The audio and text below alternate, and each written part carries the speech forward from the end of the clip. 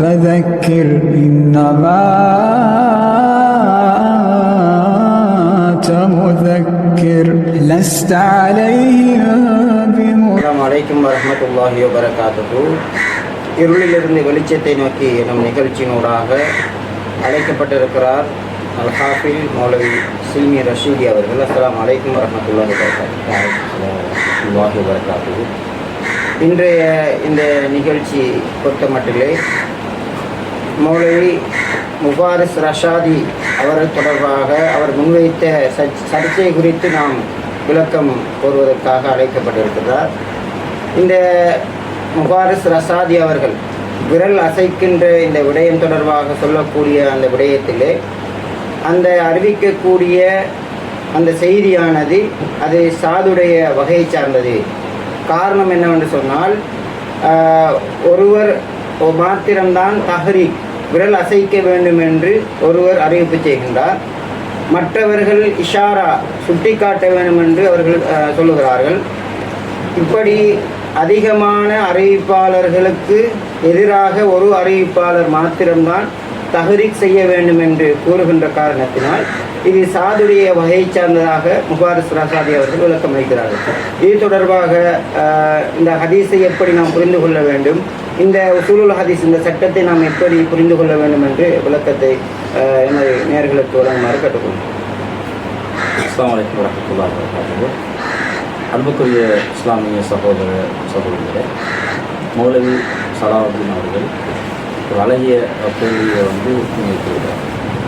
என்ன கேட்குறாங்கன்னா, முபாரிஸ் ரஷாதி பேசின அந்த வீடியோவிலிருந்து ஷாத் தொடர்பாக தெளிவான விளக்கத்தை தாருங்கள், அவர் முன்வைக்கிற அந்த விதி சரியானதா என்ற அடிப்படையில் தான் அந்த கேள்வி வைத்திருக்கிறார்.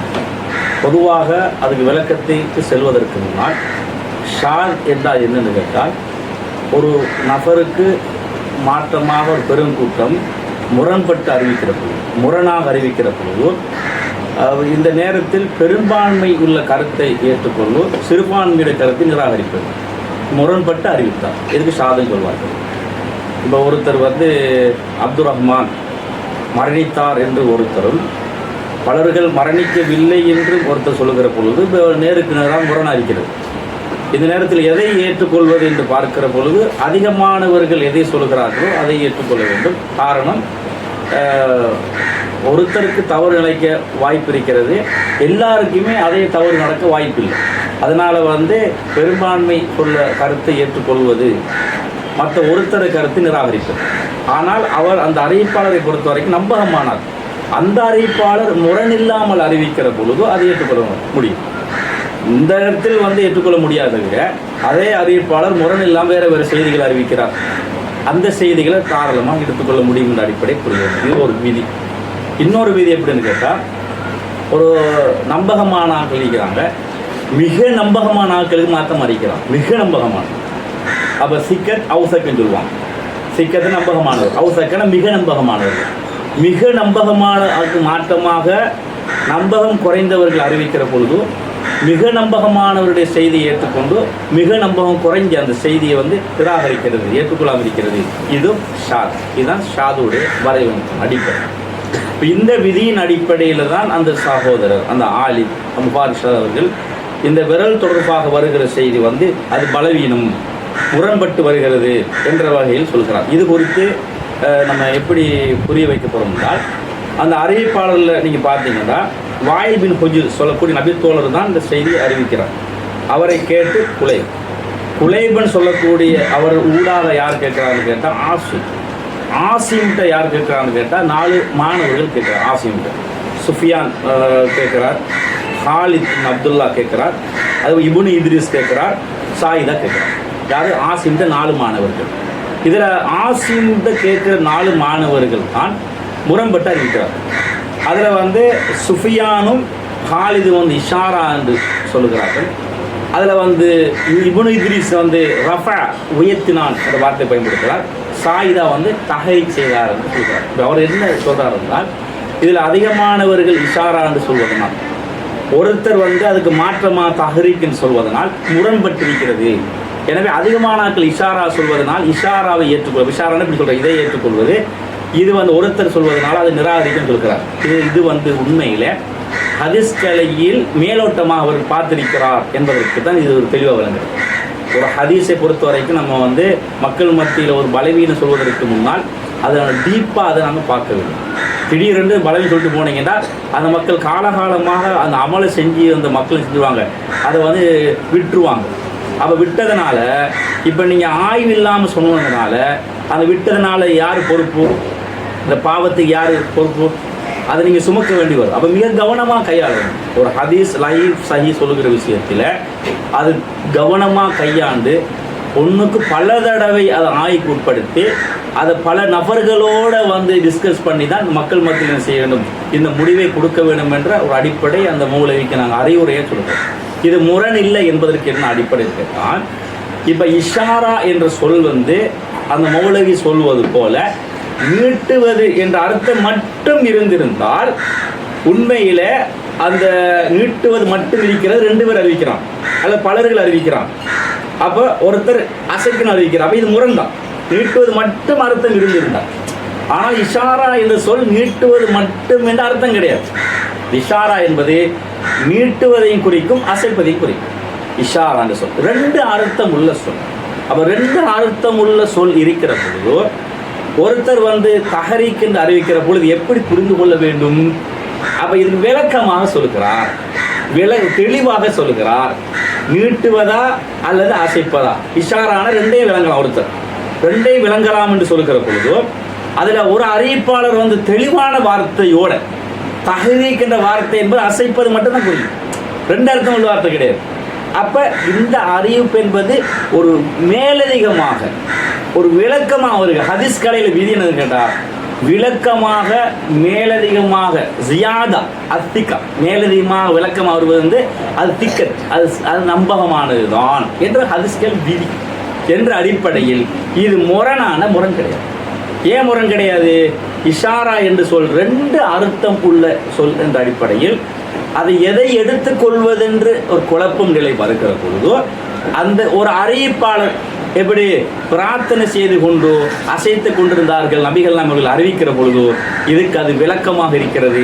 விளக்கத்தை ஏற்றுக்கொள்ள வேண்டும். இது முரண்பாடு இல்லை என்ற அடிப்படையை நாங்கள் தெளிவாக புரிந்து கொள்வோம். இது உங்களுக்கு இன்னும் விளக்கம் சொல்வதாக இருந்தால், இப்போ ஒரு அப்துல்லா என்று சகோதரர் காலையில் வந்தார் என்று சொல்கிறார். இன்னொருத்தர் சொல்கிறார் ஒரு குட்டையான அப்துல்லா வந்தான்னு சொல்கிறார். இது முரணாண்டா? இது முரண் கிடையாது. அப்துல்லா வந்தது உண்மை, குட்டையான அப்துல்லா வந்தது உண்மை. மேலதிகமாக குட்டையான வார்த்தை சொல்கிறாரு, இது விளக்கமாக சொல்கிறார். அது அப்துல் ரஹ்மான் மௌத்தா போனார்னு சொல்கிறார். இன்னொருத்தர் அப்துல் ரஹ்மான் கடலில் தான் மௌத்தா போனு சொல்கிறார். அப்போ இது முரணான்னு கேட்டால் இது முரண் கிடையாது, விளக்கமாக சொல்கிறார், தெளிவாக சொல்கிறார். எனவே அப்போ இஷாரா என்ற சொல் என்பது 2 அர்த்தம் உள்ள சொல். அதில் எது தெளிவாக உள்ளது என்பதை அவர் விளக்கமாக சொல்கிறார். அதை புரிந்து கொள்ளும். 1. 2வது தஹ்ரீக் என்ற வார்த்தை வர இல்லைன்னு வச்சுக்கொள்ளும். வரல, இஷாரா மட்டும்தான் வருகின்றது கொள்ளும். இஷாரா மட்டும் வந்தால் கூட ஒருத்தர் நீட்டுறதையும் முடிவெடுப்பார், அசைக்கிறதையும் முடிவெடுப்பார். நீங்கள் ஒன்று ஆண்டு திணிக்க முடியாது. ஏனால் 2 அர்த்தம் உள்ள சொல். அப்ப நீங்க ஒரு சட்டத்தை கொண்டு வருகிற பொழுதோ நீங்கள் மக்கள் மத்தியில் அசைக்கிற நிலைப்பாட்டில் மக்கள் இருந்தார்கள் என்றால் அதை நீங்கள் அந்த நிலைப்பாட்டிலேயே விட்டிருக்கலாம். காரணம் தெரியுமா? இஷாரா என்ற சொல்லுக்கு நீங்கள் ஒரு வாதத்துக்கு நீங்கள் இது முரணாக விளங்கினால், சாதென்று விளங்கினால், இஷாரா என்று சொல்ல வச்சு கூட நீங்கள் அசைக்கிறது அது முடியும் என மக்கள் இருக்கிற மாதிரி பாட்டில் விட்டுருக்குன்னு அப்படி கூட விட்டுருங்க. அப்போ நீங்கள் நுனிப்புள் மேய்ந்திருக்கிறீர்கள். ஒரு ஆழமாக நீங்கள் அதை சிந்திக்கவில்லை. நீங்கள் யாரோ ஒருத்தர் சொன்ன காரணத்துக்காக வேண்டித்தான் நீங்கள் அதை பாடமாக்கி அல்லது அதை வாசித்து சொன்னதனால் விளங்குகிறது. இதை நீங்கள் தவிர்த்து கொள்ள வேண்டும். மக்கள் தெளிவடைய வேண்டும். இது தெளிவான முரண் கிடையவே கிடையாது, கிடையவே கிடையாது. தெளிவாக தஹ்ரீக் என்ற வார்த்தை என்பது தெளிவுபடுத்தப்பட்டு வருகிற அடிப்படையை தெளிவாக கொண்டு ஜஸாக்குல்லாஹ் ஹைர். அதாவது மேலோட்டமாக உசூலுல் ஹதீஸ்களை மேலோட்டமாக அவர் விளங்கியதன் அடிப்படையில் அல்லது புரிந்து கொண்டதன் அடிப்படையில் விளக்கம் அளித்திருக்கிறார். இதை கொண்டு அவர் சாதனை கூறி அந்த ஹதீஸை மறைக்கிற விதமாக பதிலளித்திருக்கிறார். இது மார்க்கத்துக்கும் ஹதீஸ்கலைக்கும் முரணானது என்பதை நீங்கள் தெளிவுபடுத்தியிருக்கின்றீர்கள். இன்னும் ஒரு தெளிவு தேவை என்னவென்று சொன்னால், இந்த விரல் அசைக்கின்ற இந்த விடயத்திலே ஏராளமான சர்ச்சைகள் இருக்கின்றது. ஏனைய அமைப்புகள், சகோதர அமைப்பான தப்லீக் ஜமாத் இது போன்ற அமைப்புகளிடத்திலே பல்வேறுபட்ட விடயங்கள் இது தொடர்பான விளக்கங்கள் இருக்கிறது. அதாவது ஒரு சாரார் சொல்கிறார்கள், விரல் அசைக்கின்ற இந்த நிகழ்வை பொறுத்த மட்டிலே இது அல்லாஹ்வின் தூதர் ஸல்லல்லாஹு அலைஹி வஸல்லம் அவர்கள் அதிக நேரம் அத்திகாத்திலே இருந்தார்கள். அத்திகாத்தில் இருக்கின்ற போது மனைவிகளெல்லாம் ரசூலுல்லாஹ் மரணித்து விட்டார்களோ என்று மனைவிகளெல்லாம் ஒன்று கூடுகின்ற சந்தர்ப்பத்தில் மரணிக்கவில்லை என்பதாக அசைத்து காட்டினார்கள், அதனால் தான் அசைத்தார்கள் என்று ஒரு காரணம் சொல்கிறார்கள். இன்னும் ஒரு சாரார் சொல்கிறார்கள், ரசூலுல்லாஹ் அத்திகாத்தில் இருக்கின்ற போது ஈ மொய்த்ததாக கொசு மொய்க்கின்ற போது அந்த கொசுவை விரட்டுவதற்காக அசைத்தார்கள் என்றெல்லாம் சமூகத்திலே கருத்துக்கள் பகிரப்படுது. இது தொடர்பாக தெளிவான நிலைப்பாடு என்ன? இந்த ஹதீஸ் தொடர்பாக விரல் அசைப்பதுதான் மார்க்கமா அல்லது இது ஒரு சந்தர்ப்ப சூழ்நிலைக்கு ரசூலுல்லாஹ் செய்தார்களா என்பதை தெளிவுபடுத்த சலாத்து மூலம் என்ன சொல்கிறார் என்றால், சிலர்கள் தப்லீக் ஜமாத்து சார்ந்த இன்னும் தரிகா சார்ந்த சகோதரர்கள் என்ன பேசுவாங்கன்னா, இவங்க தௌஹீத் ஜமாத்து சார்ந்தவர்கள் விரலை அசைக்கிறார்கள். ஏன் அசைக்கிறார்கள்? ரசூலுல்லாஹ் கொசு மொய்த்ததுனால அதை விரட்டினாங்க. அதை விரட்டினத்தை மைய குடித்து கொண்டு இவங்க தொழுகையில் தொடர்ந்து செய்து கொண்டிருக்கிறார்கள். எனவே கொசு மொச்சதுக்கு தான் செஞ்சாங்களே தவிர அது ஒரு இபாதத்து கிடையாது என்று அந்த செய்தி சொல்லுகிறார். இன்னொரு செய்தியை என்ன சொல்கிறாங்கன்னா, ரசூலுல்லாஹ் மரணித்து விட்டார்கள் என்ற சந்தேகம் வருகிற பொழுது நான் உயிரோடு இருக்கிறேன் காட்டுவதற்கு அசைந்து காட்டினார்கள். இப்படி செய்கிறார். அந்த ரெண்டையும் தான் அந்த சகோதரருக்கு அந்த மூலையை கேட்டிருந்தார். உண்மையிலே இந்த இப்படி செய்தி ஹதீஸில் இல்லவே இல்லை. இது இவர்களாகவே என்ன செய்யறான்னு கேட்டால், மக்கள் மத்தியில் விரல் ஆட்டுவதை நிறுத்துவதற்காக வேண்டி அல்லாஹ்வின் தூதர் மீது இட்டு கட்டியிருக்கிறார். அபிகள்லாம் சொன்னார்கள், கதப அலைய முத்தஅம்மிதன் ஃபலயதபவ்வ மகாதஹு மினன்னார். என் மீது யார் வேணுமென்று இட்டு கடுகிறார்களோ அவருக்குரிய ஒதுங்குதலும் நரகம்னு சொன்னார்கள். எனவே நம்ம ஒரு செய்தியை மக்கள் மத்தியில் சொல்லுகிற பொழுது அதை நான் ஹதீஸில் உள்ளதான்னு பரிசீலிக்கிறோம், தேட வேண்டும், கண்ணால் பார்க்க வேண்டும். பார்த்து விட்டுத்தான் ஒரு செய்தியை மக்கள் மத்தியில் சொல்ல வேண்டும். இது ரசூலுல்லாஹ் இப்படி செய்தார்கள் ஏன்னா அதுக்குத்தான் இவங்க ஆற்றுறாங்கன்னு சொன்னால், நீங்கள் எந்த ஜமாத்துகளாக இருந்தாலும், தப்லீக் ஜமாத்தாக இருக்கலாம் அல்லது தரிகா ஜமாத்தாக இருக்கலாம், எந்த ஜமாத்தாக இருந்தாலும் பொதுமக்களை பொறுத்த வரைக்கும் அவர்கள் மீது நம்ம குறை சொல்ல மாட்டோம். ஆலிம்கள் இந்த கருத்தை சொன்னால் அவர்கள் ஆதாரத்தை சொல்ல கடமைப்பட்டிருக்கிறீர்கள். எல்லா பட்சத்தில் நீங்கள் அதை வாபஸ் பெற வேண்டும், மக்கள் மத்தியில் நீங்கள் சொல்ல வேண்டும். இது தவறாக நாங்கள் சொல்லிவிட்டோம், தப்பாக சொல்லிவிட்டோம், அப்படி ஒரு செய்தி எந்த கிரந்தங்களிலும் கிடையாது என்று நீங்கள் என்ன செய்ய வேண்டும், நீங்கள் மக்கள் மத்தியில் எடுத்து கூற கடமைப்பட்டிருக்கிறீர்கள். நாங்கள் முழுமையாக தேடியிருக்கிறோம், அப்படி ஒரு செய்தி இல்லவே இல்லை என்பதை நாங்கள் தெளிவாக சொல்கிறோம். எனவே நாங்கள் விரல் அசைப்பது என்பது அல்லாஹ்வின் தூதர் ஸல்லல்லாஹு அலைஹி வஸல்லம் அவர்கள் அசைத்து கொண்டிருந்தார்கள் என்ற அடிப்படையில் நாங்கள் அசைக்கிறோம். அதில் வருகிறது யுஹர்ரிகுஹா யதுஉ பிஹா, பிரார்த்தனை செய்த நிலையில் ரசூலுல்லாஹ் அசைத்து கொண்டிருந்தார்கள். அத்தஹியாத்தும் ஸலவாத்தும் பிரார்த்தனை. எனவே அது முடியும் வரைக்கும் நாங்கள் அசைப்போம், ஆரம்பம் முதல் கடைசி வரைக்கும் அது பிரார்த்தனை. தெளிவான வார்த்தையோடு வருகிறது. வாய்பின் புயர் நபித்தோழர் அறிவிக்கிற அந்த ஹதீஸின் கீழ் வருகிறது. அது கிட்டத்தட்ட 9 கிரந்தங்கள் வருகிறது. நசாயி, தாரமி, தாரகுத்னி, பைஹக்கி, இப்னு ஹிப்பான், இப்படி 9 கிரந்தங்கள் இந்த செய்தி வருகிறது. எனவே ஹதீஸை நாங்கள் பின்பற்றுகிறோம். ரசூலுல்லாஹ் கட்டினார்கள் என்றால் அதுக்கு நாங்கள் வேற அர்த்தம் சொல்லக்கூடாது. ரசூலுல்லாஹ் கட்டினார்கள், அதனால் நாங்கள் கட்டுகிறோம். ருக்கு செய்தால் குனிகிறோம் என்றால் அதுக்கு வேற அர்த்தம் சொல்லக்கூடாது. ரசூலுல்லாஹ் குனிந்தார்கள், அதனால் நாங்கள் குனிக்கிறோம்.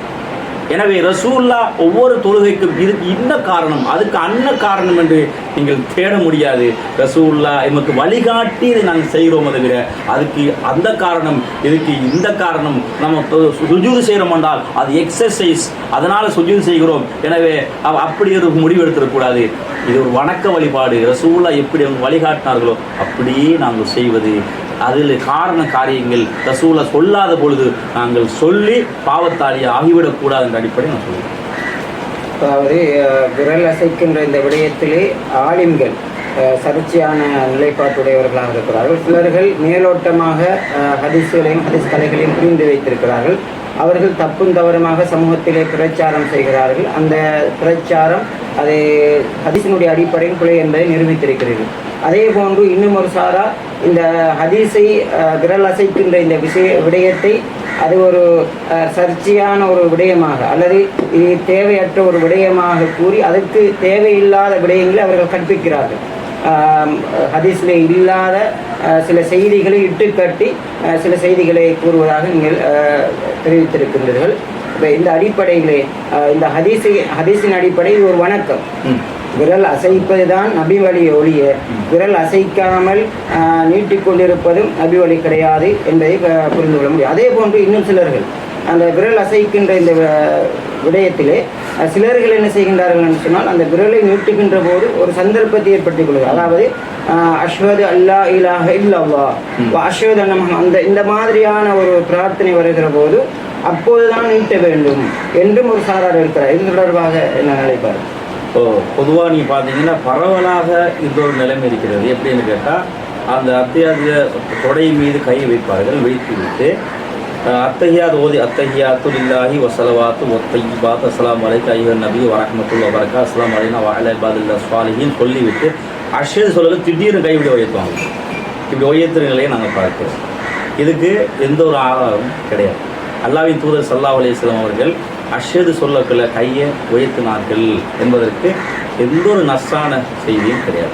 நஸ்ஸான செய்திகள் கிடையாது. ஆனால் இவர்கள் ஒரு காரணம் சொல்கிறார்கள். என்னவென்றால் அஷ்ஹது அல்லா இல்லா அல்லாஹை தனித்து சொல்வதாக அந்த விரல் நீட்டுகின்ற அந்த சந்தர்ப்பம் அஷ்ஹது என்பது சாட்சி கூறுகின்ற அல்லாஹ் ஒருவன் என்பதாக சாட்சி கூறுகிற போது அந்த தனிமைப்படுத்துகின்ற அந்த சந்தர்ப்பம் வந்து இவர்களாகவே காரணம் கற்பிக்கிறார்கள். ஹதீஸ்லே கிடையாது. பொதுவாக வந்து மௌலவி சொல்வது போல அந்த மாதிரி காரணம் சொல்கிறார்கள். நாங்கள் அஷ்ஹது சொல்லக்குள்ள நாங்கள் சான்று பகிர்கிறோம், அதனால தான் நம்ம கையை உயர்த்துகிறோம் அப்படி சொல்வதாக இருந்தால் இதுக்கு காரணம் ரசூலுல்லாஹ்னு சொல்லியிருக்கிறோம். எங்களோட கற்பனையில் ஒரு வணக்கத்தை நாங்கள் செய்ய முடியாது. அல்லாஹ்வின் தூதர் ஸல்லல்லாஹு அலைஹி வஸல்லம் அவர்கள் அவங்களோட தொழுகை முறையில் ரசூலுல்லாஹ் எப்படி சல்லு கமா ரஅய்துமூனி யுஸல்லி என்ன எவ்வாறு தொழ கண்டீரோ அவ்வாறு தொழுங்கள் என்று ரசூலுல்லாஹ் சொல்கிறான். அப்படி சொன்ன ரசூலுல்லாஹ் நீங்கள் அஷ்ஹது சொல்லக்குள்ள நீங்கள் கையை உயர்த்துங்க அப்படி சொன்னாங்களா இருந்தால் அந்த மாதிரி நான் பின்பற்றுவோம். அப்படி எந்த ஒரு செய்தியும் கிடையாது. ஒரு நாங்களாக கற்பனை பண்ணி கொண்டு என்ன செய்ய முடியாது, ஒன்றை செய்ய முடியாது. ஒன்று. இரண்டாவது அந்த ஹதீஸில் யுஹர்ரிகுஹா யதுபிஹான் வருகிறது. பிரார்த்தனை செய்து கூட செய்து கொண்டிருந்தார். பிரார்த்தனை என்பது அத்தஹியாத் என்பது பிரார்த்தனை, ஸலவாத் என்பது பிரார்த்தனை. அப்போ ஒட்டுமொத்த அதுக்கு பிறகு நம்ம துவா ஓதுவோம், அதுவும் பிரார்த்தனை. பிரார்த்தனை செய்யும் காலமெல்லாம் செய்து கொண்டிருக்க வேண்டும்.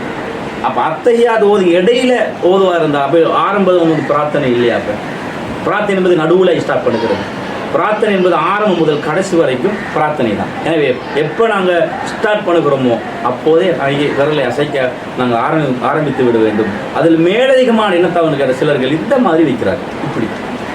ஆனால் ஹதீஸுகளில் இரண்டையும் மடக்கி இதை என்ன செய்யணும், இந்த மாதிரி வைத்து இந்த மாதிரி வைத்து இதை என்ன செய்ய வேண்டும், நாங்கள் இந்த மாதிரி அசைக்க வேண்டும்.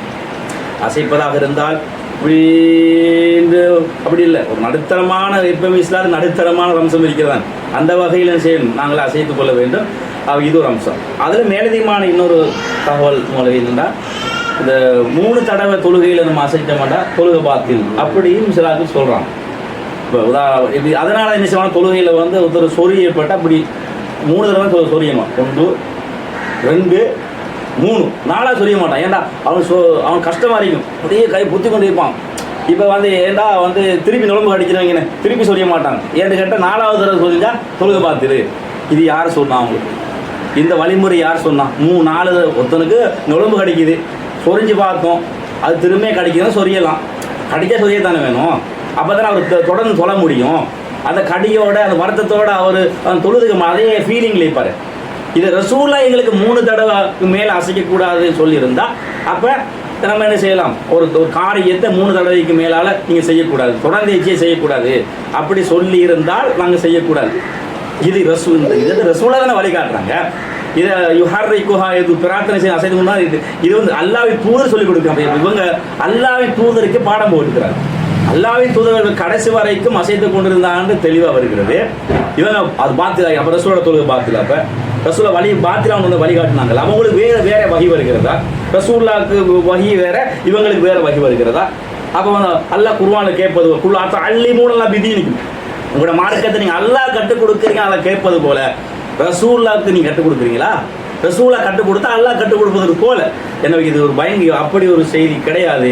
எனவே கடைசி வரைக்கும் நாங்கள் அசைப்பது ரசூல் அசைத்திருக்கிறார்கள், அதனால் அசைக்க வேண்டும். பாத்தில் சொல்வதெல்லாம் இது இவரால் கற்பனையில் சொல்லப்படுகிற அம்சம், அது ஹதீஸ் கிடையாது என்பதை புரிந்து உண்மை.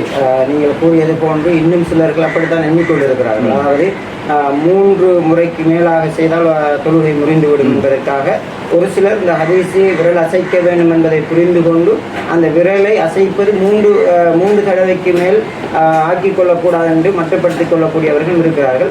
அல்ஹம்துலில்லாஹ் தெளிவான ஒரு விளக்கத்தை நீங்கள் வழங்கியிருந்தீர்கள். அடுத்ததாக இறுதியாக ஒரு இதே போன்று முபாரிஸ் ரஷாதி போன்று சர்ச்சையான விளக்கங்கள் அளிக்கின்ற விதத்தில் இன்னும் ஒரு விளக்கம் குறிப்பிடுகிறார்.